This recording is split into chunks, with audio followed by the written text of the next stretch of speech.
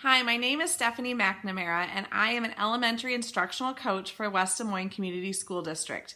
You may be wondering what an elementary instructional coach does. According to our district website, our elementary instructional coaches work to increase teachers' use of evidence-based instructional practices and strategies to increase student achievement.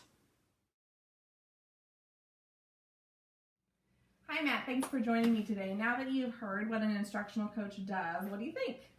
Well, it sounds like a mouthful. So, how do I use an instructional coach? Great question. Using an instructional coach is like having job-embedded professional development personalized to you. This means that coaching never really looks the same for each individual teacher. However, there are some common things that I tend to do and am available to support you with, such as planning your instruction, analyzing data to determine next steps, introducing and modeling new instructional strategies, co-teaching with you, and observing and providing feedback. Observing? You mean that you come in and evaluate my job performance? No, instructional coaches are not administrators, so I will never be evaluating your performance. I'm just a colleague that can partner with you, be a thought partner to support the great work that you're already doing in your classroom. Okay, so how do I go about working with a coach?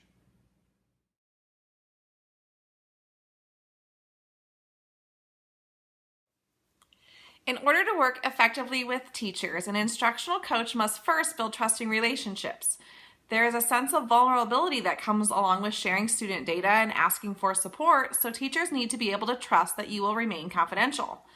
In this video, I'm going to demonstrate 2 approaches to building relationships with teachers to lay the foundation for a great teacher-coach relationship.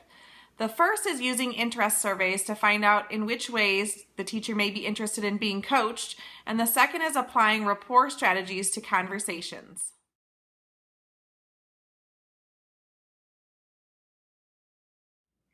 Good morning, Matt. First, I wanted to thank you for taking the time to fill out that interest survey that I sent your way. You're welcome. It actually helped me to think about the different areas of my teaching practice. I like how you separated the survey into content planning, instruction, assessment, and informational observations. I used to think that you only asked for coaching if you felt inadequate or needed help with something. So I was surprised to see all the different ways I could work with you. I'm glad you found the survey so helpful. There are so many ways that teachers can partner with coaches, so this is just one way that I reach out to teachers to try and show them that I'm here to support them in any capacity.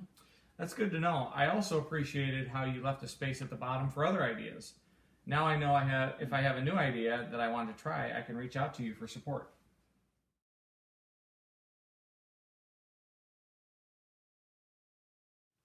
Rapport is defined as a friendly, harmonious relationship in which there is mutual understanding and empathy that make it easier to communicate with one another. There's quite a bit of science to the idea of rapport and how a person's posture, gestures, tonality, language, and even breathing can all be used to help make the person you're speaking with feel more at ease and comfortable. It may sound silly, but mirroring the nonverbal cues, volume, and even slang of the other person has been proven to help establish trusting relationships. These strategies should be consciously applied anytime in a situation when you notice that there might be tension or anxiety emerging in your conversation, or if you're having a difficult time understanding the other person's point of view. Hi, Matt. What did you want to meet about today? I have my evaluation with the principal coming up, and I'm actually really nervous about it. I think it's natural to be nervous anytime we feel like we're going to be evaluated, but I know you've been working really hard. So what specifically are you the most nervous about? I'm not really sure. I guess I feel confident in the instruction that I'm planning, but nervous about what kind of mood little Johnny might be in that day. You know, you just never know what you're going to get with him, you know? Yes, those pieces can feel like they're not in our control, and that can be kind of scary. But I know that you know Johnny really well, so what might be some things that you could do ahead of time to help ensure some success that day? You're right. I can think about seating arrangements and scaffolds I can have ready to try to head off any potential frustrations. And that should help. Thanks, I feel better already. You're welcome.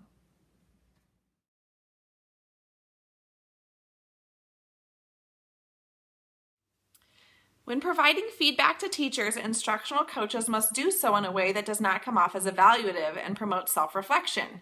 The 2 best approaches for providing meaningful feedback to teachers are to include data and ask reflective questions. These two approaches are effective because they eliminate any judgment and allow the teacher, him or herself, to reflect and make connections about what did or didn't go well during their lesson.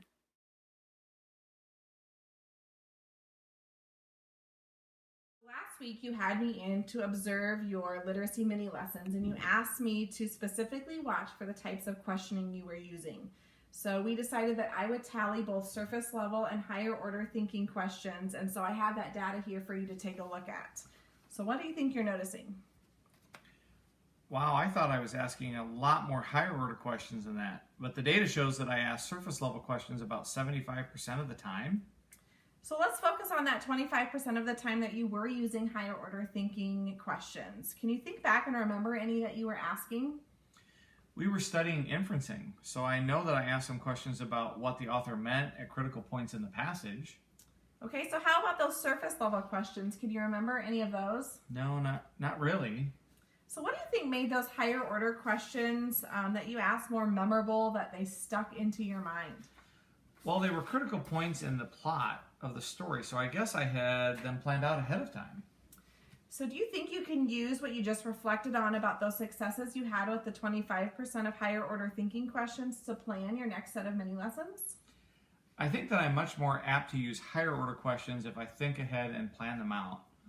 Now that I think about it, when I ask questions on the spot, they probably are all surface questions and surface level. So my goal for next week is to plan out more higher order questions for my mini lessons to see if it increases my percentage.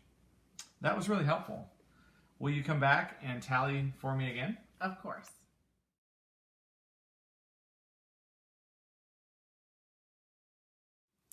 In this video, we covered the role of an instructional coach, how to use interest inventories and apply rapport to build positive relationships with teachers, and how to use data and reflective questioning techniques to provide teachers with effective and descriptive feedback.